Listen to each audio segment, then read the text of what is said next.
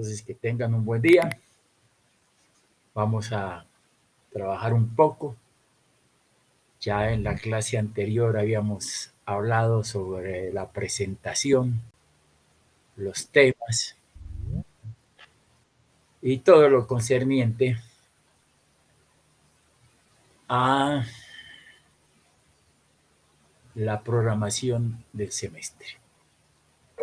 Vamos a echarle una revisión a lo que habíamos anotado.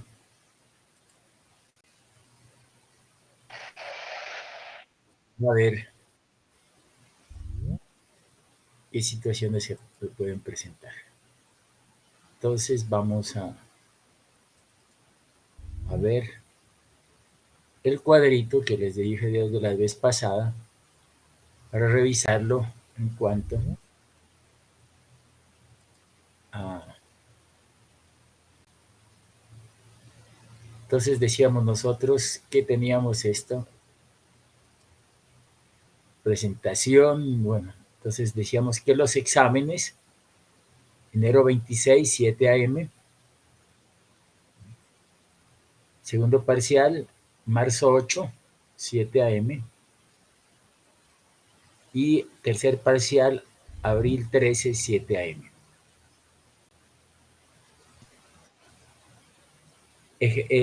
Entrega del proyecto de acueductos, enero 28. El primer parcial está para enero 26 y para enero 28 se recibe el proyecto, o sea, 2 días después del examen.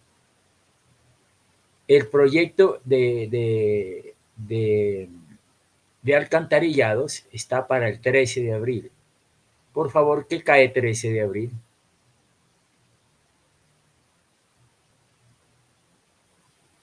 ¿Me pueden dar ese datico? ¿Qué cae 13 de abril? Cae miércoles. Miércoles, ingeniero.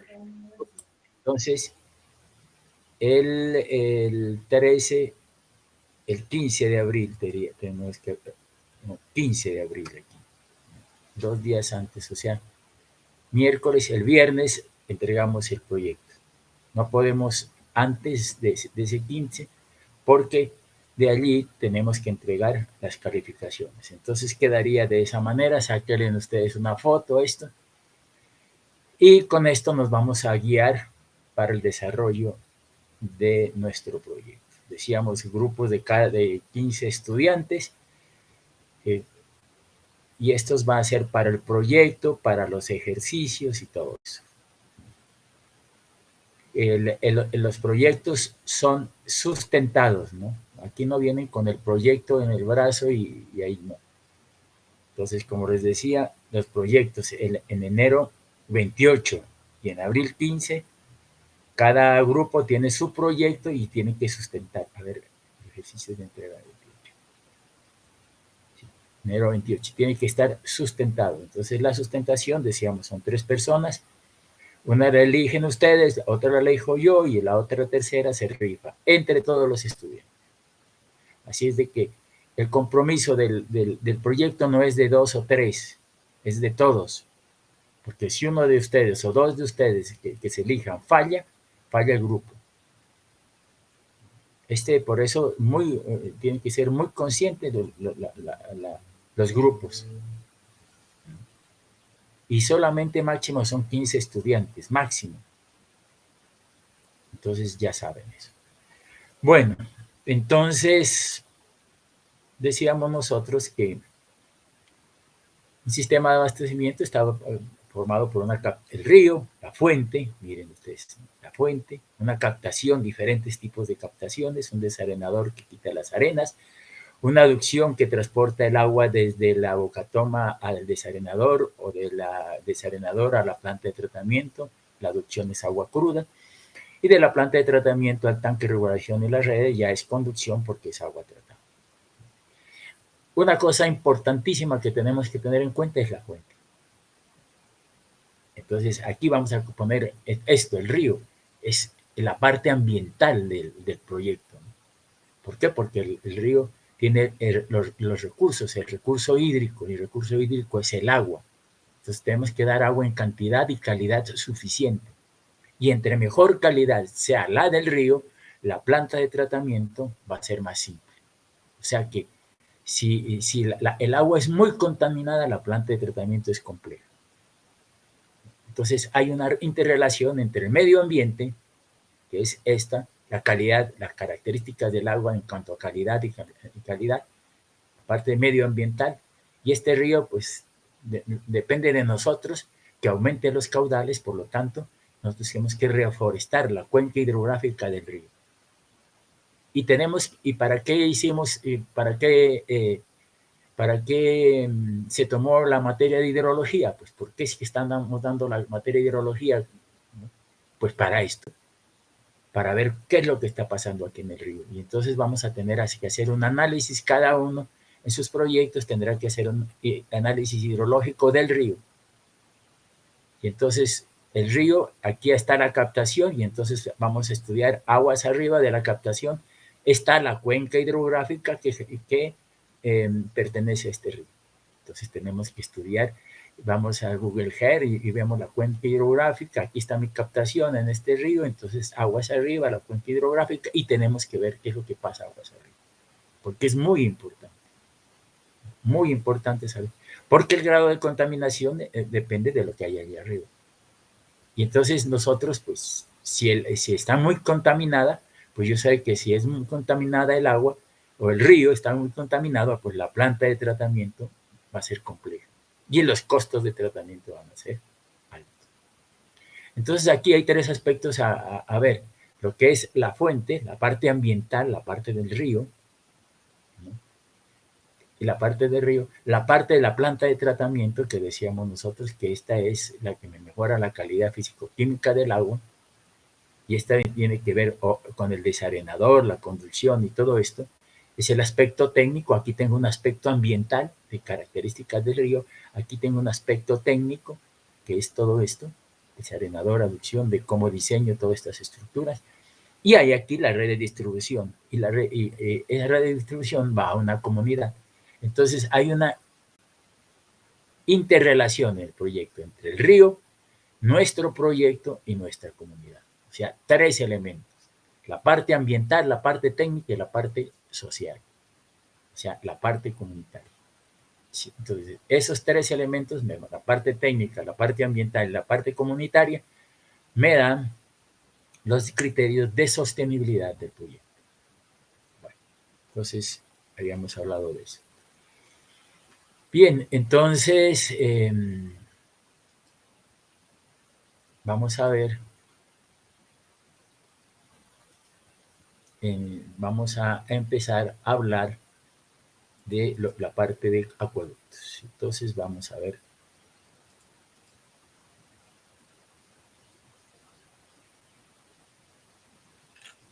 Entonces, ¿cuál es la importancia del agua? Pues ya decíamos nosotros que el agua es vida, ¿no? Y por eso todas las ciudades, etcétera, tienen su río, ¿no? Y cada uno está cerca de un río, porque si no está cerca del río, pues es muy difícil que crezca una ciudad. Porque tendrán que traer el agua desde muy lejos, hacer un trasvase, hacer eso, para llevarle agua a esa comunidad, a costos altísimos. Por eso, históricamente, ustedes ven que todas las grandes urbes y las pequeñas pues tienen su río. Nosotros aquí tenemos el río Pasto, que es el río Osaquí, que en su época anterior era un río descontaminado, pero ahora con la cantidad de gente, industria y toda esa cosa y aguas botando en el río, pues lo generaron un río contaminado. Entonces nosotros lo que tenemos son fuentes superficiales. Y de ahí, de las fuentes superficiales, pues vamos a captar nuestro sistema de abastecimiento para atender nuestras necesidades. Entonces, una ciudad se desarrolla en torno al agua. Una ciudad que no tenga agua, pues el desarrollo industrial y poblacional va a ser bajo, ¿no? Porque tenemos el gran limitante, que es el agua. Nos limita el agua. Entonces, Sin embargo, si hay agua, pues la proyección industrial y poblacional, el desarrollo va a ser más elevado si no hay agua.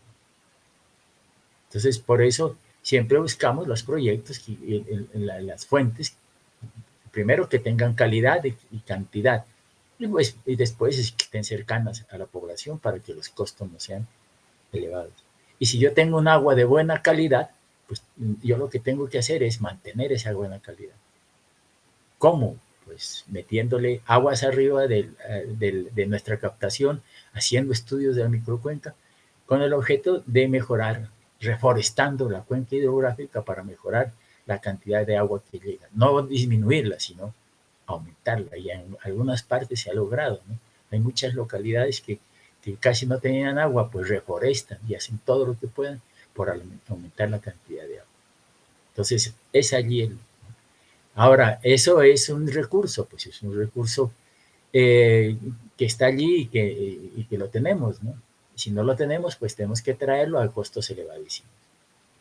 Muchas veces yo veo que talan árboles, etcétera, y en las cuencas hidrográficas, y después, cuando talan árboles y talar un árbol, no se demoran ni 10 o 15 segundos con esas máquinas motosierra, pero que el árbol crezca se necesita 20, 30, 40 años para el crecimiento de eso. Ahora, lo que la plata que se ganan en talar un árbol la tienen que devolver, porque como talaron el árbol, el agua no hay, entonces tienen que ir a traer el agua desde lejos y la persona que lo taló tiene que devolver el doble o el triple, porque tiene que tener en cuenta que se le ha disminuido su agua y entonces no tiene. Y entonces tienen que buscar nuevas fuentes de abastecimiento mucho más lejos, a costos elevadísimos. Ahí está devolviendo usted la plata que se ganó. O sea que lo que hizo fue un mal negocio, un pésimo negocio. Y no solamente es para él, sino para las generaciones futuras. Bien, decíamos nosotros alguna vez que en Colombia pues pasó de ser el cuarto país con mayor potencial de recurso hídrico del mundo a ser el 30. ¿Por qué? Por políticas, ¿no? La gente no tiene la conciencia ambiental de lo que es el agua. Muchas veces dicen, uno no sabe lo que tiene, sino hasta que lo pierde. A mí me ha tocado ver situaciones gravísimas. Y uno dice aquí botando el agua, desperdiciando el agua. Entonces, debemos de empezar a trabajar, es decir, es que es la vida. Entonces, nosotros tenemos que luchar por la vida nuestra y la de las generaciones futuras. Por eso ya hay las campañas de reforestación y todo el mundo con conciencia ambiental, porque es que ya el mundo ya está en una decadencia, y si no el cambio climático, eso tiene que ver con el cambio de las políticas en el mundo. Deforestación por todo lado, quemas por todo lado, la gente hace talando los bosques, metiéndola a la ganadería intensiva, y eso genera metano, y ese metano pues genera efecto invernadero, genera CO2 y toda esa cosa, efecto invernadero. Y en todas las que nos ganamos las tenemos que reinvertir. ¿En qué? En el medio ambiente. Y eso que recién estamos empezando. Por eso si nosotros podemos frenar esto ahora, en el futuro pues será mucho menor, ¿no? Y hay que ver que el mundo crece. Cada vez crece más y más son las necesidades. Entonces más es la necesidad de manejar mejor el medio ambiente. Por eso, pues, nuestro compromiso como ingenieros civiles, ingenieros sanitarios, etcétera, es grandísimo, porque estamos hablando de la vida. Entonces, ese es el llamado mío a que le metamos esto fuertemente, porque en nuestras manos está la vida de miles y millones de habitantes, en nuestras manos. Por eso tenemos que tenerle una buena capacitación, buen criterio, buen concepto, ¿no? para generar buenos profesionales que salgan al campo laboral y generen buenas actividades en el sistema de abastecimiento. Los recursos hídricos. Aquí en este cuadrito es muy interesante, aquí está de donde se sacó. Y dice, bueno, hay tantos millones de litros de galones de agua en la Tierra. Esta cantidad es constante, sí, pues será. Entonces veamos nosotros a ver cómo está repartida el agua en la Tierra. El agua, el 97% es agua salada en los océanos y el 3% agua dulce. Fíjese, este 3%. El otro son aguas residuales que rebotan, ¿no? Las industrias y el consumo doméstico. Veamos a ver la segunda columna, ¿no? Dice, el agua superficial 0,3%, el agua subterránea 30%, capas de hielo y glaciales 68,7%. Entonces miren ustedes que de ese 3%, solamente el 0,3% del 3% es agua superficial. El 30% es agua subterránea del 3% y el 60% son capas de hielo y glaciares. El 68,7%. ¿Dónde está la mayor cantidad de agua? Los glaciares. Fíjense ustedes que el 68% de ese 3%, pero ese 68% se está derritiendo, ¿no? Entonces, ese 68% eleva los niveles del agua en las costas, ¿no? Y muchas veces, con esa deshielización de los glaciares, hay muchas ciudades que van a desaparecer, ¿no? Porque el océano va a aumentar en 1 metro, 1,5 metros, 2 metros la altura a nivel del agua y muchas zonas se desaparecen. Bien, entonces el agua superficial, ¿para qué lo utilizamos? Pues agua en los lagos, ¿no? Agua en los ríos, mire, son aguas que están moviéndose, ¿no? Lagos, ríos y pantanos. Aguas subterráneas, miren ustedes, que el 30%, o sea, el 0,3% de agua superficial, pero el 30% de agua subterránea. De ese 30% está en acuíferos confinados y no confinados. Ya ustedes vieron que es un acuífero, que es un acuífero confinado, un confinado es que sale el agua a presión y el otro no. Si usted hace un hueco, el confinado sale agua, pues porque está a presión, y el otro no, el agua está allá abajo, el acuífero no confinado. Entonces, esas aguas subterráneas, pues también las podemos tratar. Podemos, digamos, abastecernos de esas aguas subterráneas. El problema de estas aguas subterráneas es que tienen muchas sustancias minerales. Y entonces, digamos que de ese 30% de aguas subterráneas, de pronto el 5, el 6 o 8% son aguas que no, aptas para el consumo. Y el resto, pues muchas de esas aguas son aguas no aptas porque tienen muchas sustancias minerales que hacen que tengamos que, para potabilizarlas, generemos procesos muy costosos y que lo hace antieconómico. Entonces, por eso, claro que en muchos países, por ejemplo en Estados Unidos, hay muchas aguas subterráneas, ¿no? Están hace mucho tiempo trabajando en aguas subterráneas, ¿no? Para sus regadíos, etcétera. Pero con la cantidad de agua subterránea que han sacado, pues muchas veces el nivel freático se ha ido profundizando y el agua subterránea se ha ido perdiendo. En agua subterránea hay quebradas, ríos, lagos, mares de agua, ¿no? Subterránea. Pero, pues como les digo, tiene que ser un análisis a ver si el agua sirve o no sirve. Aquí en Pasto hay agua subterránea, sí, hay zonas con agua subterránea con alto contenido de sulfuros. Hay otras aguas subterráneas, por ejemplo, la zona ¿no? He visto, que tienen mucho contenido de hierro, ¿no? Hierro y manganeso. Pero, sin embargo, hay otras aguas subterráneas, sobre todo en la zona de Catambuco, por allá por donde está el ejército. Conozco un barrio que tiene perforación y aguas subterráneas y el agua es de excelente calidad. Y entonces solamente le echan desinfección. Entonces, fíjense ustedes que tenemos que tener en cuenta eso. Bueno, aquí vamos a ver la parte correspondiente a normas a utilizar. Entonces, la primera norma a utilizar es esto de normas a utilizar,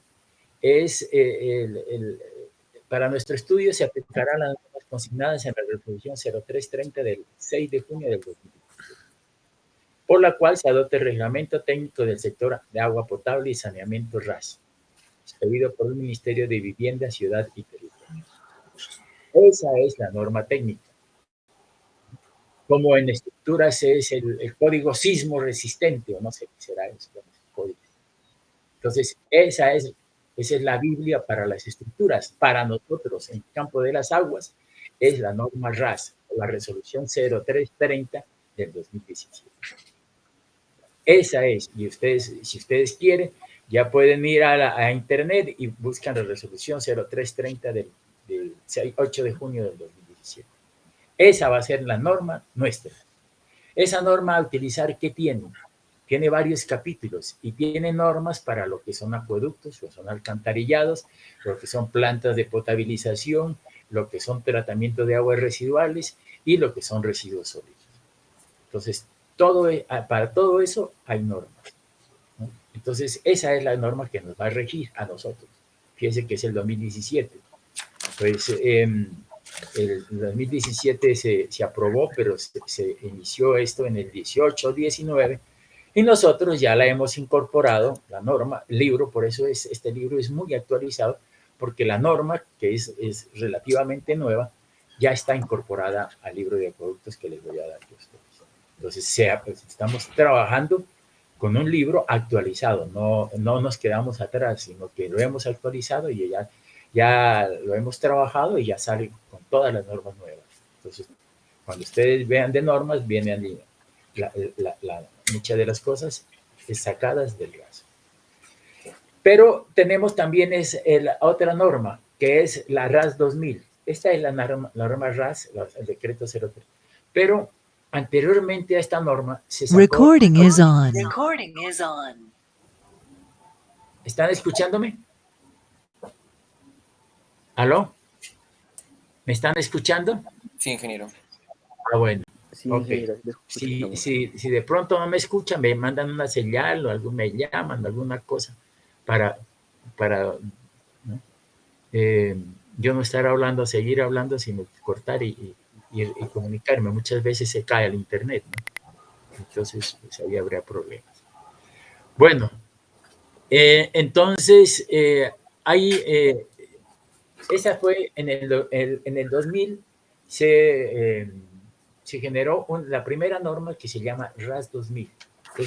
Y esta es la resolución 0330 del 2017 y se llama RAS, ¿no? Entonces, ¿cuál es la diferencia entre este RAS y el RAS 2000?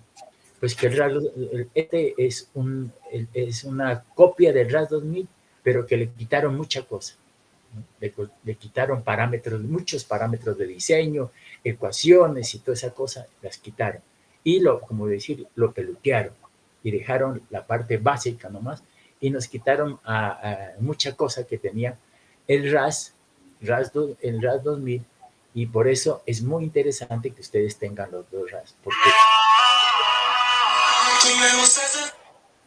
ese RAS, a ver, allí, ese RAS 2000 es mucho mejor que este RAS, ¿no? Porque este es peluqueado ya solamente a los aspectos más importantes. Entonces, pueden ustedes tener el RAS 2000, el RAS, ¿no? Que es la resolución 0330, en sus apuntes para lo que es acueducto, lo mismo tiene para alcantarillados, para plantas de potabilización, etc. Bueno. Sin embargo, yo dicté una conferencia en la universidad, hice un curso sobre la resolución 0330 y dicté un seminario sobre lo que eran los principales aspectos a considerar en la resolución 0330. Y entonces aquí aparece Facultad de Ingeniería, socialización de la resolución RAS de 2017. Entonces, esa socialización y esa resolución se las voy a enviar a ustedes también. Esa socialización es un resumen condensado de las principales normas, digamos, principales parámetros de diseño. Entonces, ¿qué es lo que se hizo? La RAS se condensó y se sacaron algunas diapositivas, y eso es lo que yo quiero que ustedes lo tengan como material de estudio. Si quieren rápidamente consultar, por ejemplo, sobre desarenadores, van a la resolución 0330 y no tendrán que leerse todas las características de los desarenadores, sino entrar directamente a las especificaciones técnicas sobre el diseño de desarenador. Pero si ustedes quieren profundizar un poco más, váyanse a la RAS 2000, que les habla mucho mejor de desarenadores. Pero siempre ustedes tienen que tener en cuenta que la referencia, ¿no? Porque cuando hagan referencia al RAS 2000. No, fuente RAS 2000, porque uno cree que la RAS 2017, no, esta se tomó del RAS 2000. Y yo hago referencia también muchas veces a eso. Digo, fuente RAS 2000 o fuente RAS. Entonces ustedes cuando dice RAS es la RAS 2017. Pero ¿por qué los mando a RAS 2000? Porque no existe en la 2017 lo que yo quiero que ustedes sepan. Entonces está en la RAS 2000. Entonces yo les digo, esto se tomó de tal. Bien, entonces esas son las normas. Aquí hay, dice, es de anotar que determinadas empresas de acueductos y alcantarillados se rigen por normas propias, elaboradas con base a estudios de su área de influencia, por lo cual los diseños de estos casos particulares deberán ceñirse por sus propias normas. ¿Qué me dice? Que hay empresas, por ejemplo, empresa de acueductos y alcantarillados de Bogotá, empresas potentes que tienen mucha plata y pasan investigación, etcétera, ¿no? Las empresas públicas de Medellín, EPM, ellos tienen un centro de investigación del agua, la cosa más tremenda, ¿no? Para sistemas de potabilización en la planta de tratamiento, las nieves, no sé qué es, no sé ahorita, ellos tienen ahí un centro de investigación, ¿no? Y entonces han sacado, por ejemplo, en las empresas públicas de Medellín se dan el lujo de no cumplir las normas colombianas, sino las normas internacionales. O sea, han superado eso y van un paso más adelante. Por lo tanto, ellos no se rigen por las normas del RAS, sino los parámetros de diseño de las normas técnicas internacionales. Entonces, ellos se dan el lujo de decir que ellos tienen la mejor agua de Latinoamérica, pero ellos cumplen parámetros internacionales. Entonces, pues son empresas que no, por ejemplo, no utilizan muchas de las cosas que, con las que diseñamos nosotros, pues es la norma RAS, y ellos tienen sus propias normas, sus propios reglamentación, sus propios parámetros de diseño para sus acueductos, sus alcantarillados, sus plantas. Entonces, ellos ya se independizan y la norma RAS se rige para todo el país. Por ejemplo, para la ciudad de Pasto, pues nosotros utilizamos como parámetro de diseño la norma RAS. Y todas las empresas de acueducto de la localidad, pues del departamento, pues toman eso. Pero hay acueductos privados que esos ya se rigen por sus propias normas. Y entonces ellos verán si quieren mejorar la calidad del agua, o pues ponen sus normas altas, o simplemente escogen lo mínimo, ¿no? Por ejemplo, un acueducto veredal, pues tendrá sus propias normas, o se acogen a la norma RAS. Bien, eso en cuanto a normatividad. Bien, entonces vamos por partes, vamos a ver. El capítulo 1 era eso, el capítulo 2, vamos a verlo el capítulo 2. Yo les voy a entregar esto, ¿no? Les voy a entregar estos 3 capítulos, la próxima semana ya los hago llegar, ¿no? Pero necesito, por ejemplo, este capítulo 2 es muy importante porque se trata de aspectos generales, o sea, aspectos que deben tener en cuenta para el diseño de su sistema de acueducto. Un acueducto no se diseña a decir, bueno, dotación esto, caudal esto, no. Tienen que hacerle una evaluación. Un acueducto tiene que hacerle una evaluación. ¿Evaluación de qué? Evaluación de la población. Los acueductos no se diseñan para el presente, sino se diseñan para el futuro, ¿no? Entonces nosotros tenemos que evaluar lo que pasa en el presente y ver cuáles son los aspectos más generales para que con esos aspectos generales del presente podamos nosotros pronosticar el futuro. Nos vamos a volver futurólogos con una bolita allí y vamos a ver cuál es el futuro de esa población. Porque ¿qué vamos a abastecer a esa población? Pero cuando estoy hablando de la población, no estoy hablando solamente de la población de humanos, ¿no? Sino, por ejemplo, el agua que necesita no solamente es para el consumo doméstico, sino para el industrial, ¿no? Para el institucional, para el escolar, para el público, etcétera, para muchos consumos, no solamente la población. Entonces, yo tengo que tener en cuenta la población y todos los consumos para determinar qué cantidad de agua necesito aquí. Pero para determinar eso, yo necesito evaluar el presente y evaluar el pasado. Con el pasado y el presente, yo proyecto mi futuro. Entonces, hay aspectos generales que yo debo considerar en el diseño de nuestro sistema de abastecimiento, ¿no? Dice, serán principios orientadores en la planeación, diseño y ejecución de las obras de las actividades de operación y mantenimiento. Las siguientes: garantizar la calidad de la prestación de los servicios. Calidad de prestación. Yo diría la calidad y cantidad en la prestación de los servicios. Lograr la atención prioritaria de las necesidades básicas insatisfechas en materia de agua potable y saneamiento básico. Prioritaria de las necesidades. Básico es, el agua es básico. Buscar la ampliación permanente de la cobertura del servicio público, no solamente para nosotros, ¿no? Sino para los que vienen. Entonces, nosotros debemos diseñar para el futuro. Entonces, vamos a ver coberturas de los servicios para las generaciones futuras.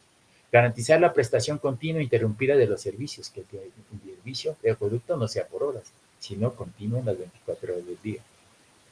La planeación económica, la seriedad, transparencia, eficacia, imparcialidad, oportunidad, bueno, en la contratación de las obras, esto, y yo, por ejemplo, yo diría que aquí deberíamos nosotros ponerle, ¿no?,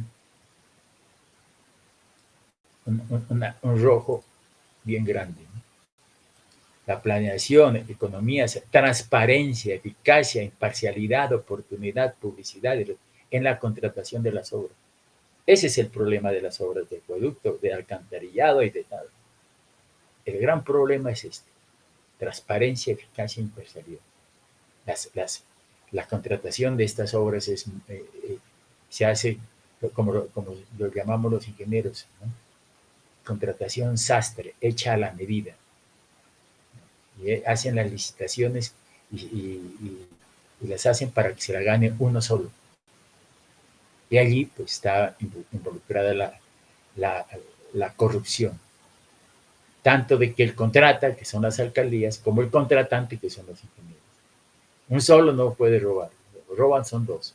Por eso la corrupción no solamente está en el gobierno, sino está en los ingenieros. Bueno, importantísimo que sea transparente, que sean las cosas bien, ¿no? ¿Por qué? Porque es que si usted se pone a robar junto con el alcalde, junto con el gobernador, o junto con el senador, junto con el ministro, junto con el presidente, pues resulta que una obra, me acuerdo por ahí una obra que robaban tanto que el senador robaba, el gobernador robaba, ¿no? El que consiguió el contrato robaba, digamos, 1.000 millones, todos robaban, y para la obra de 1.000 millones, 300. Y los otros 700 se lo robaron. ¿Cómo se va a hacer una obra con 300 millones? La calidad de materiales tiene que ser pésima.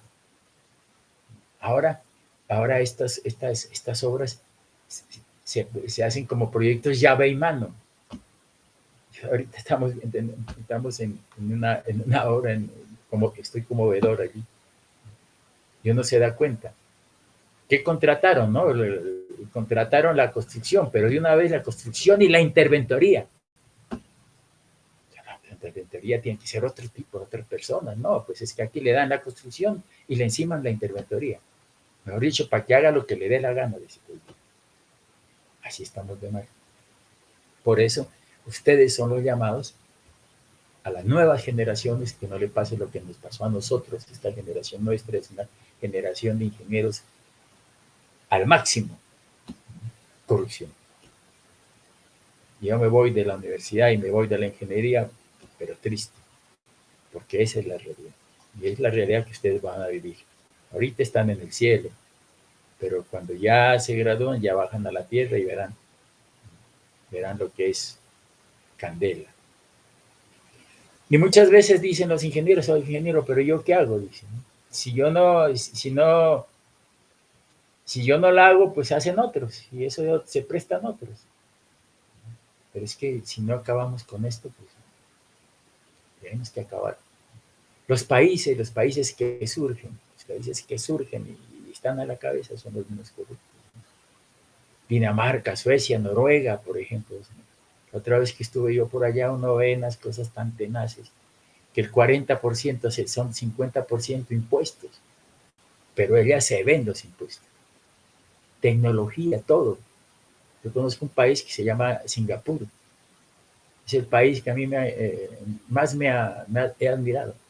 Es un país muy chiquito, pero es un país donde usted se roba un peso y, mejor dicho, se le acabó toda su vida. Toda su vida. Entonces tiene que robar un peso, pero ganan bien. Aquí ganan bien y se roban. Bueno, entonces eso es lo que quiero decir a ustedes, ¿no? Vean eso.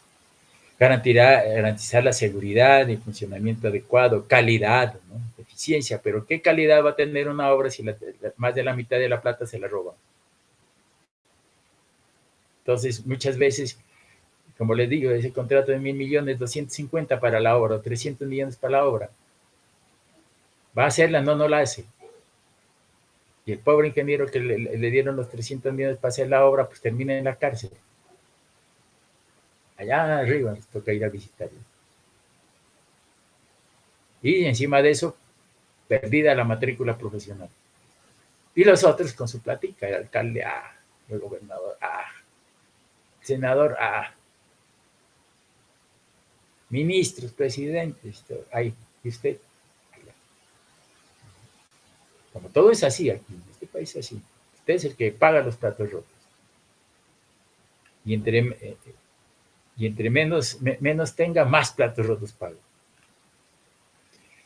Bueno, entonces dice, el reglamento ARRAS no afecta la aplicación de normas y especificaciones técnicas que implementen o permitan las empresas prestadoras de los servicios, siempre que no vayan en deterioro de la calidad de servicio y acojan como línea base lo establecido en la presente resolución. Entonces, ¿qué quiere decir? Que yo puedo tener otras normas diferentes, pero que no mínimo lo que se cumpla en ellas. La planeación de los proyectos de infraestructura. La planeación debe contemplar, como le he dicho, 3 criterios, ¿no? Que son el aspecto ambiental, el aspecto tecnológico y el aspecto comunitario.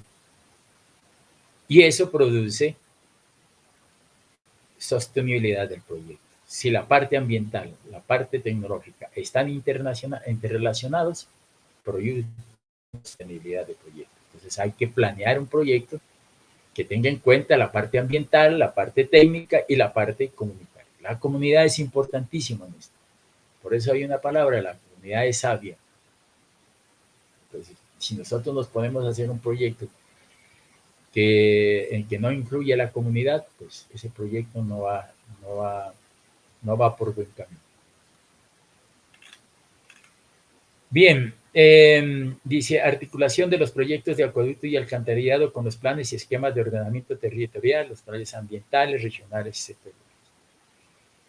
Dice, las personas prestadoras deberán articular sus proyectos de infraestructura con sus planes y programas de prestación de servicios con los objetivos, metas, programas, proyectos y actividades definidos en las diferentes herramientas de planeación, tales como. Entonces nosotros, por ejemplo, ustedes que van a hacer su proyecto sobre tal localidad, por ejemplo, Samaniego. Entonces lo primero que hay que ver es el Plan de Ordenamiento Territorial, ¿no?, de Samaniego, o sea, el POT. ¿Qué es el POT? El Plan de Ordenamiento. Allá me dice, esta va a ser la zona industrial, esta es la zona comercial, esta es la zona residencial, esta es la zona de expansión. Es decir, ordena el territorio. Ese es el plan de ordenamiento. Entonces, en base a ese plan de ordenamiento, yo sé aquí en esta zona es la industria. La industria consume bastante agua, entonces tenemos que a esa zona industrial tenemos que llevarle gran cantidad de agua, porque en el futuro va a haber ahí una industria. Pero si no hay nada, sí, pero en el presente, en el futuro sí va a haber. Entonces, por eso tenemos que ver qué dice el plan de desarrollo, cuáles son los sectores de zonas de futuro desarrollo. ¿Dónde los sectores de la zona comercial, industrial, la zona administrativa? Etc. El otro plan que debemos de tener es el plan de ordenamiento y manejo de cuencas, PONCAS. ¿Cuál es el plan de ordenamiento y cómo están divididas las cuencas hidrográficas? Y la fuente que nosotros hemos seleccionado, ¿a qué cuenca corresponde? A esa le vamos a hacer el análisis hidrológico. Si nosotros tenemos una cuenca, ya tenemos y seleccionada la cuenca porque hay gran cantidad de agua, ¿cómo la podemos seleccionar? Puede ser que ya la hayamos seleccionado, ¿no?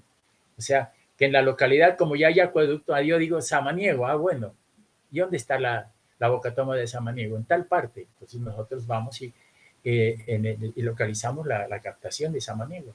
Y ahí, ¿no?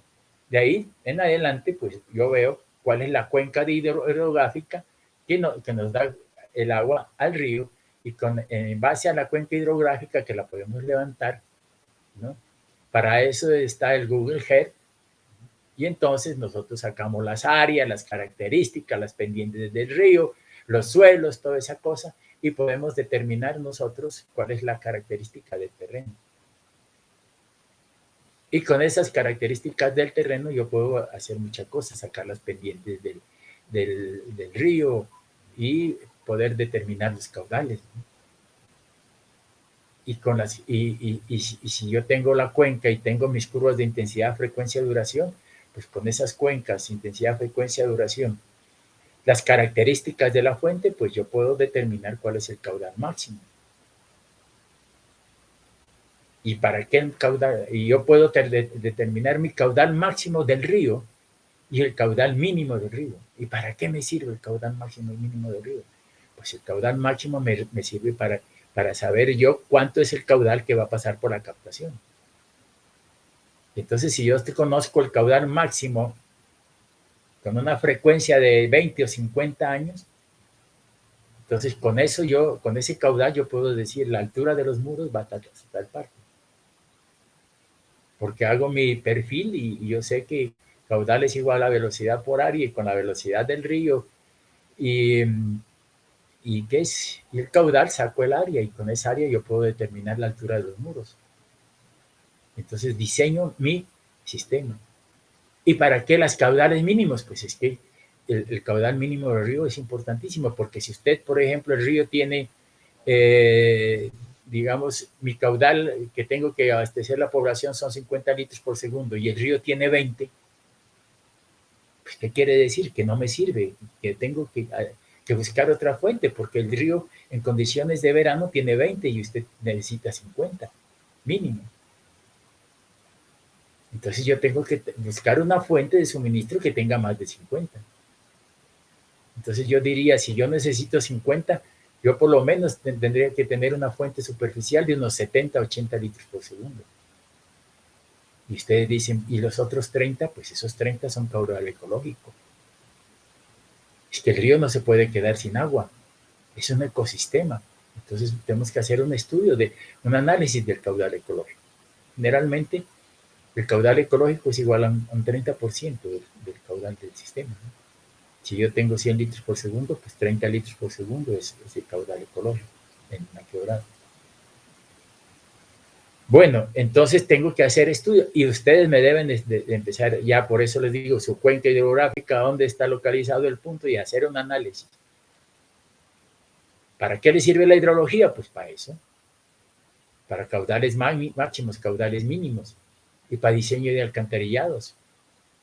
Cuando yo digo voy a diseñar un alcantarillado de agua lluvias, pues tengo que ver las curvas de intensidad, frecuencia, duración para ver esas lluvias, con esas lluvias cuánto caudal tengo que captar. Y ahí diseño mi alcantarillado. ¿Sí? No solamente para acueductos y alcantarillados, sino para estudio de estructuras en puentes. No solamente para eso, sino para ver las inundaciones. En crecidas hasta qué parte inunda o esta tal y cual zona va a ser inundable o no va a ser inundable. Entonces eso tengo que hacerlo con el manejo de cuenca. Ahora para el alcantarillado, pues hay planes sectoriales como el plan de saneamiento y manejo de vertimientos. ¿A dónde voy a botar los vertimientos? O si ya el PSM me dice, mire, en este punto y en este punto están determinados para botar las aguas residuales. Entonces yo voy a ver el PSMB y entonces yo digo, mire, en cuanto al alcantarillado hay esta zona, lo dividieron en esta zona y esta zona y están aquí los puntos de vertimiento. Entonces como yo voy a diseñar mi alcantarillado nuevo, entonces llevo a los puntos de vertimiento y ahí tiene que tener plantas de tratamiento. Y por último están los mapas de riesgo de calidad de agua formulados por las autoridades sanitarias, decreto 4716 de 2010, ¿no? Mapas de riesgo de calidad del agua, fíjese. ¿Qué quiere decir? Que si usted ya tiene el punto donde va a generar su captación, o si no lo tiene, tiene que hacer un mapa de riesgo, ¿no?, del río. ¿Cómo está contaminado el río? Porque el río, pues yo voy a coger el agua del río, pero yo tengo que hacer un análisis de la fuente, verle cuáles son las características físicas, químicas y microbiológicas. O sea que yo tengo que continuamente hacer un muestreo del río, y eso tiene que las autoridades competentes tienen que tener esos estudios. Nosotros como diseñadores no, a nosotros nos tiene que dar eso. Las autoridades tienen que hacer continuamente un mapeo de qué es lo que está pasando en las fuentes superficiales y cuáles son las características del agua. Porque cuando nosotros vamos a meter nuestra captación, yo sé cuáles son las características del río. Y una vez he hecho las características y yo veo aguas arriba, entonces digo, mira, allá arriba hay una zona industrial. Y allá esa industria está botando los residuos de la industria, los bota al río. Allá más arriba hay una vereda y esta vereda tiene alcantarillado y están botando los residuos directamente arriba. Y yo abajo los voy a tener para mi pueblo. Entonces yo lo que empiezo a trabajar es en que esa industria que está allá, pues que tenga su propio sistema de tratamiento, porque se exige sistema de tratamiento. Por eso es que le digo, quedan muchos de ustedes. Los que puedan venir a ver esa de tratamiento de aguas residuales es importantísimo, porque ustedes ya verán que si hay una industria, cómo tratar esas aguas de la industria. Si hay una red por allá, una vereda, qué tipo de sistema de tratamiento necesitamos para colocarle esa vereda para su depuración. No podemos estar botando esas aguas así. Y entonces ahí minimizamos el impacto. Entonces, ¿cómo se hace? ¿Cómo se hace esos estudios? En base al mapa de riesgo de calidad del agua. Bueno, entonces, dice etapas de planeación en los proyectos de acueducto y alcantarillado, o sea, planeación, ¿no? O sea, anterior al proyecto, ¿no? Diagnóstico detallado de la situación del municipio. Tenemos que, por eso tienen que ir, ¿no?, a ver la situación, ¿no?, y por eso tienen que hacer una visita, y la visita lo más rápido posible, para hacer un diagnóstico del municipio, determinar la población afectada. ¿Cómo lo hacen? Pues yo veo eso lo hago en base a los censos, ¿no? O sea, cuál es la población actual y cuál va a ser la proyección a futuro. Las características socioculturales de la población y la participación comunitaria. Decíamos que la comunidad es importante, ¿no? No solamente la tecnología del diseño del acueducto, sino la participación comunitaria y la parte ambiental. Cuantificación de la demanda ¿no?, para la etapa de planeación, dice cuantificación de la demanda y sus necesidades. ¿Qué cantidad, ¿no?, de agua necesitan? No solamente la población, sino la industria, el comercio, las escuelas, las plazas de mercado, los cuarteles, etcétera, ¿no? Cuantifiquemos cuánto cuánto es lo que hay y cuánto necesitan para el futuro. Conocimiento de la infraestructura, si hay vías, si hay puentes, si hay servicios de alcantarillado, ¿no? Definición y alcance de las intervenciones, qué se ha intervenido en el sistema de acueducto, ¿no? Estudios básicos de alternativas. Entonces aquí vamos a empezar a buscar alternativas a nuestro proyecto. Un proyecto no puede ser una sola alternativa y esto es, no, pues yo puedo buscar alternativas. Un ejemplo es el siguiente. Si yo tengo una población, digamos, ¿no? Una población y necesitan un caudal de 50 litros por segundo. 50 litros por segundo. Pues yo los puedo llevar, sí. Entonces, pero hay dos alternativas. La una es a 1 kilómetro, pero está el río está mucho más abajo, a unos 100 metros más abajo de la población. Entonces, dice 1 kilómetro, pero por bombeo, ¿no? Pero sin embargo, yo le puedo llevar a esa población acueducto a gravedad, a presión, y hacer una captación a 1 kilómetro más arriba de la población. Entonces, ¿cuál de las dos? Entonces, aquí habría que hacer un estudio básico de la alternativa. La primera por bombeo y la segunda por gravedad. Entonces yo hago un estudio a costo presente y resulta que la estación de bombeo, el proyecto con estación de bombeo y todo, me cuesta 500 millones. Ah, bueno, 500 millones. A valor presente. Y el otro me cuesta 1.000 millones. A valor presente. Entonces yo tengo uno 10 kilómetros, 1.000 millones y el otro 1 kilómetro, 500 millones. Y entonces uno dice, ¿de cuál de esas dos alternativas escojo?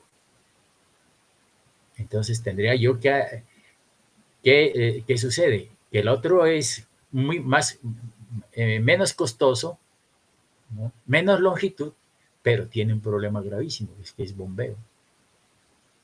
Y el bombeo pues necesita energía y la energía es costosa. Tenemos que llevar energía eléctrica, llevar todo lo que sea para que las bombas estén funcionando las 24 horas del día. Y necesito personal allá abajo para operación y mantenimiento de las bombas, porque eso no se puede dejar ahí libre. Hasta se la pueden hasta robar, ¿no? Y todo eso. Y entonces tenemos que hacer una caseta para el operador y toda la gente que esté allí operando y manteniendo esas bombas. Y el costo, pero el costo, entonces no solamente, ahí tendríamos que hacer una evaluación a costo futuro, vean ustedes, a 30 años. Entonces uno lleva el kilovatio hora, el de ahora, pues lo proyecta a 30 años, entonces a valor futuro. Todas las obras que tiene que hacer, el valor futuro. Las motores. El motor no puede durar 30 años. Un motor, pues, de una bomba de esas, pues, cada 10 años, digamos, sale del servicio. Entonces serían 2 bombas, tendría que comprar dentro del proyecto 2 o 3 bombas para generar la energía a 30, el bombeo a 30 años, ¿no? Entonces eso, y si usted va cogiendo, resulta que al final el costo del alcantarillado a 10 kilómetros, que era 1.000 millones, pues la operación y mantenimiento y todo eso no es muy costoso, se le subió a 1.200. Pero resulta que el bombeo, con todos los costos a valor futuro, en vez de 500 millones, le da 1.500. Y entonces uno dice, no, ahora sí, a valor futuro, ¿cuál hago? ¿El uno o el otro? Entonces estoy estudiando alternativas. ¿Sí? Y yo puedo hacer alternativas de los desarenadores, ¿no? Si hago desarenadores o qué hago, o hago la planta de tratamiento, lo hago por etapas. Entonces aquí formulación básicas de alternativas, formulación y priorización de los proyectos, ya buscando esto, ¿no? Formulación y análisis de alternativa de los proyectos, entonces aquí ya, ¿no? Hago el análisis y comparación y selección de la alternativa viable. Entonces yo digo, vale a valor futuro el bombeo con todo y bombeo 1.700 y aquí 1.000, ¿qué nos dio? 1.200 o 1.500. Entonces digo, mejor lo traigo desde lejos y me evito todo ese problema. elaboración de planes de obra, determinación de costos del proyecto. Esto es ya costos del proyecto, es lo que tienen que ser en cantidades de obra y presupuesto, ¿no? Formulación de cronograma y planeación del proyecto. Entonces, estos son las etapas de planeación de los proyectos de acueducto y alcantarillado. Bien, aquí está la actividad preliminar, ¿no? Actividad preliminar, ¿no?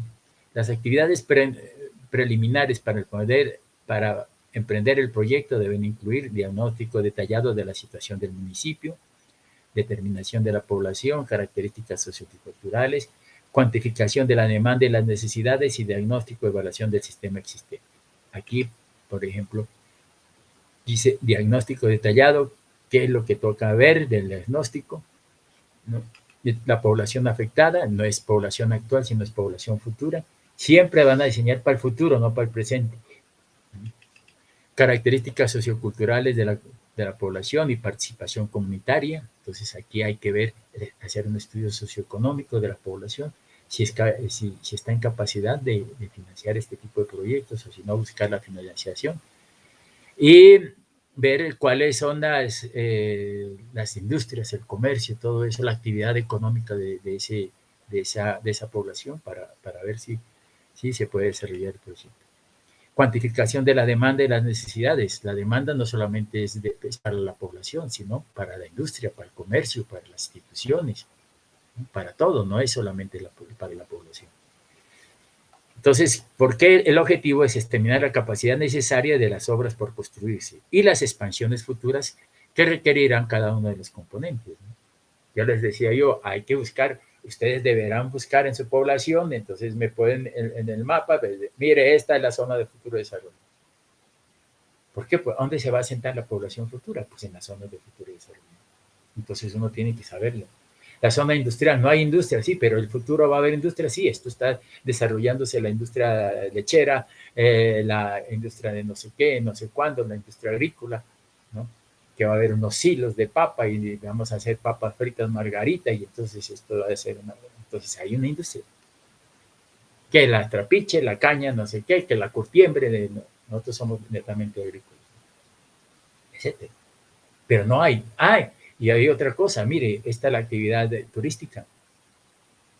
Entonces ya se empieza, por ejemplo, aquí ya a haber actividad turística y empiezan ya que el río, que no sé qué, que el deporte del parapento y todas esas cosas ya se empiezan a inventar, porque eso es inventivo, la gente, eso es el turismo. Ya hay gente que, si bien es cierto, no van al Galeras y ni está prohibido al Galeras, pero hay excursiones al Galeras. Y hay gente que viene de otras partes del país a visitar el Galeras. Hay guías turísticos, aunque no lo permiten, pero pues. Entonces tenemos que toda la demanda, ¿no? Cuantificación de la demanda y las necesidades, no solamente de la población, ¿no? Tenemos que tener en cuenta otro tipo de población, que es la población flotante, ¿no?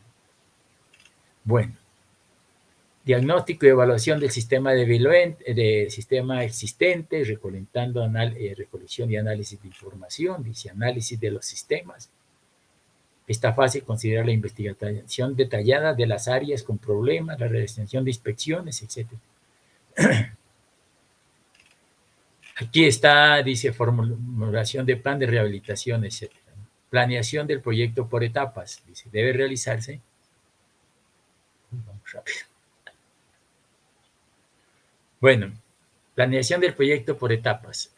Dice, debe analizarse la posibilidad de ejecutar los proyectos por etapas, teniendo en cuenta que este planeamiento debe garantizar la funcionalidad y autonomía operativa de los sistemas desde la primera etapa.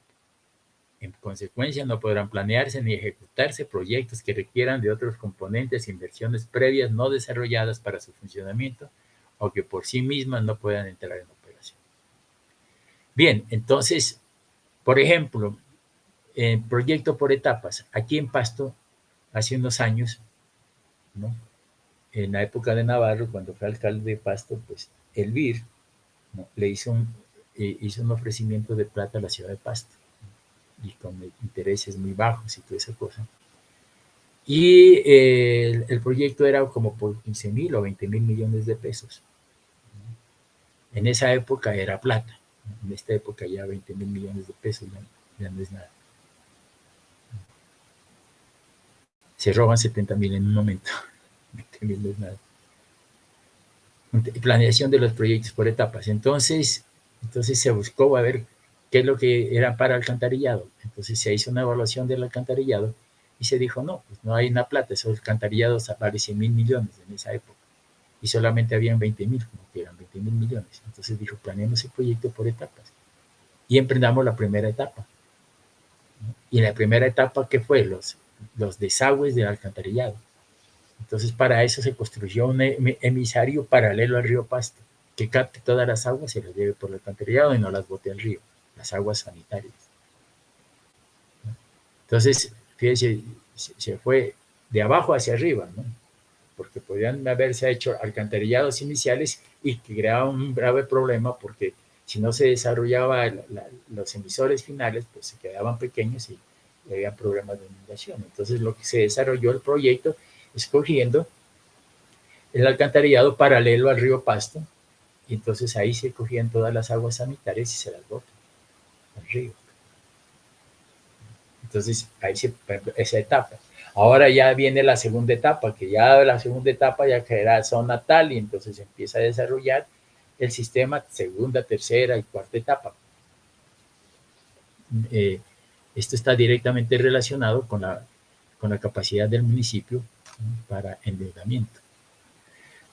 Entonces, tenemos que hacerlo así, ¿no? Por ejemplo, en plantas de tratamiento, ¿no? Hay cosas que se pueden hacer por etapas, ¿no? Entonces uno proyecta un sistema de 2 etapas. La primera etapa se hace esto, se hacen son 4 filtros. Entonces dicen, la primera etapa se lo hacen 2. Y la segunda etapa, la segunda, otros 2. No se tiene la plata completa, pues se van proyectando por etapas, los acueductos, los alcantarillados, todo eso podemos diseñarlo por etapas, cuando no se tiene la plata, ¿no?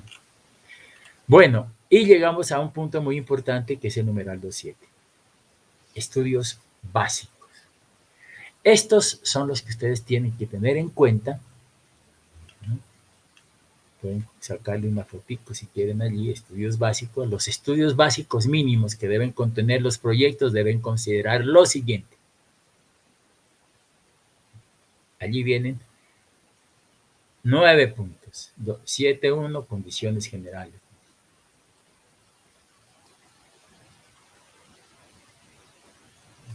Entonces, estudios básicos deben contener condiciones generales, disponibilidad de agua y balance hídrico, geología. Bueno. Entonces, vamos a ver cada uno de estos, ¿no? Porque ustedes tendrán que hacer su informe, lo que yo llamo investigación preliminar. O sea, antes de hacer su diseño, porque su diseño va a estar condicionado por estos elementos.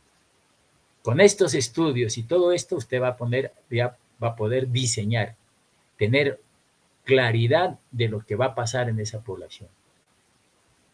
Entonces, por eso nosotros tenemos aquí lo que se llama, ¿no?, condiciones generales, disponibilidad de agua y balance hídrico.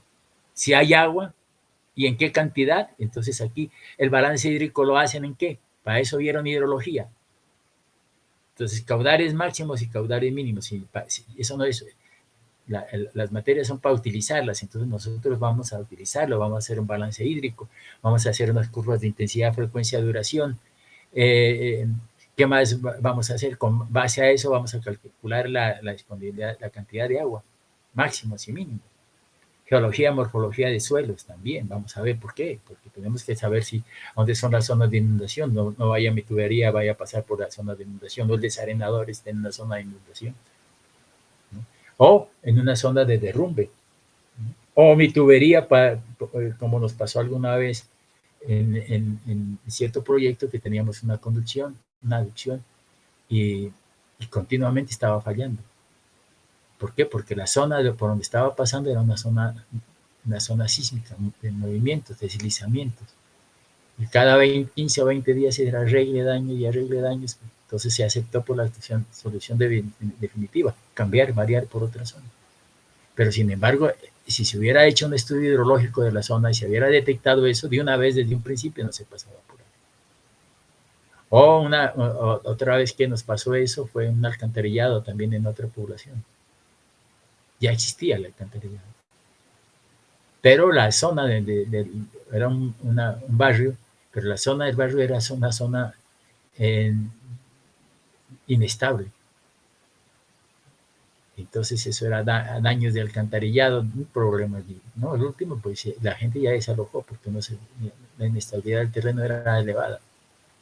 Entonces debemos de ver esta parte geológica, ¿no? Estudios ortogramétricos, topográficos y trabajos de campo, infraestructura existente de otros servicios, si hay acueducto y alcantarillado, si hay vías, si hay luz, si hay gas, ¿no? ¿Qué otros servicios se dan?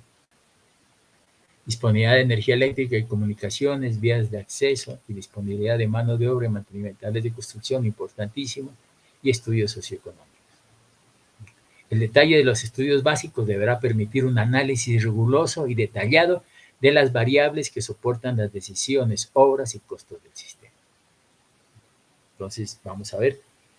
Entonces, el primero dice condiciones generales.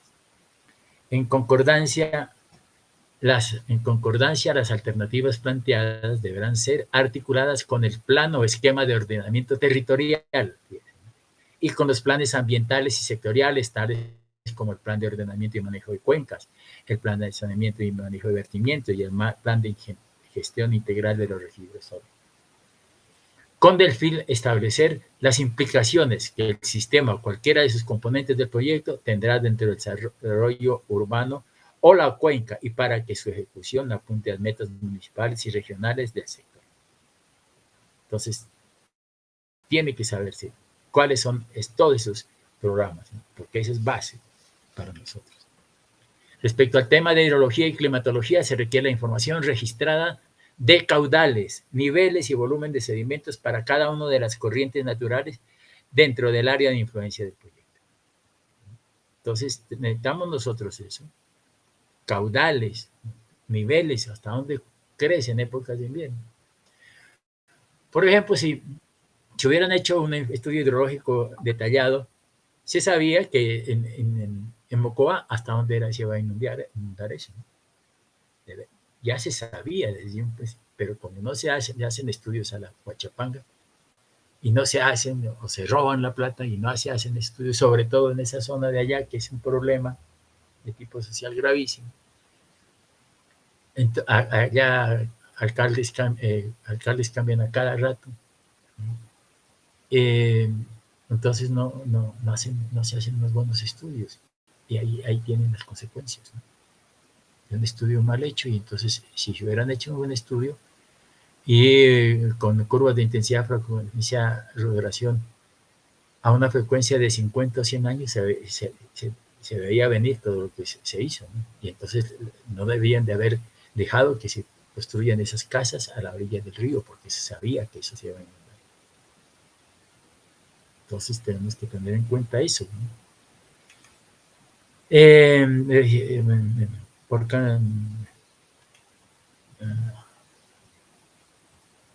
Bueno, se verá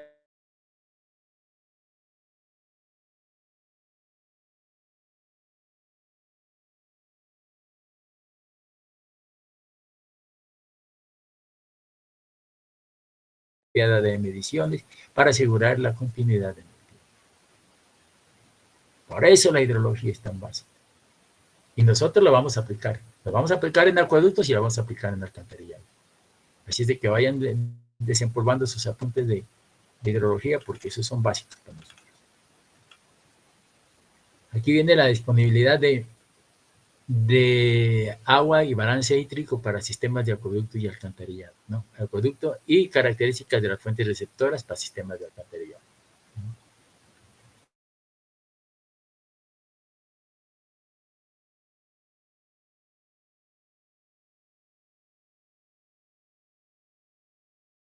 Cada una de las fuentes. Nosotros tenemos que tener el análisis hidrológico ya de esas fuentes. Para eso ustedes ya saben que son las estaciones meteorológicas y en base a esas estaciones, pues yo puedo determinar mis curvas de intensidad, frecuencia, duración. Y con eso, pues puedo mirar, dependiendo de las características de la cuenca, cuál es el caudal máximo que se va a producir en un periodo de retorno de 100 años, ¿no? O 50 años. ¿Y cuáles son los caudales mínimos de la fuente? Entonces, con eso ya, pues como les decía yo, pues yo puedo, con eso ya puedo diseñar mi captación. Porque si yo sé que van a pasar 1000 litros por segundo en una crecida, pues yo la captación la hago para que desemboque por la captación los mil litros por segundo. Pero si yo no hago el estudio, de pronto lo hago para 100, y entonces cuando llegan 1000, viene la crecida, la avalancha y se lleva las captaciones. Se las lleva, el río es duro. Y eso, ¿no? Y uno va allá, no, mal hecho el estudio de verdad. Bien, disponibilidad. En el caso de sistemas de acueductos, se deberá disponer de información técnica detallada acerca de las fuentes de agua en todos los sectores geográficos que componen el proyecto. Asimismo, se deben identificar las posibles fuentes superficiales de abastecimiento y, en caso de ser necesario, las formaciones acuíferas existentes, estableciendo su continuidad y calidad. De igual manera, se debe identificar el tipo de consumo predominante en el área. Entonces, fíjense ustedes, ¿no? Yo necesito hacer un análisis de las fuentes, no solamente de la fuente nuestra, sino las posibles fuentes de alternativas. Y aquí me habla de aguas superficiales y también de aguas profundas. Si hay aguas subterráneas, porque si no hay proyectos y me parece que por cerca hay piales, ¿no? Tocó hacer pozos profundos porque no hay aguas superficiales. Se acabaron, se agotaron y entonces están haciendo pozos profundos para unas veredas, alguna cosa de eso. Porque no hay agua. Hay otras poblaciones que, me acuerdo que en una cooperación, había una población por allá por el Patía que estaba pronosticado que ya se acababa el agua y ahí quedaba, ¿no? Entonces decían que era una localidad que iba a ser un desierto. En el caso de alcantarillado, deben identificarse las fuentes receptoras de los vertimientos de agua residual, teniendo en cuenta los objetivos de calidad de cada una de ellas, de conformidad con los expuestos en los planes de saneamiento y manejo de vertimientos aprobados por la autoridad ambiental. De igual manera, se deben establecer los respectivos balances, estableciendo la forma en la cual el proyecto puede afectar.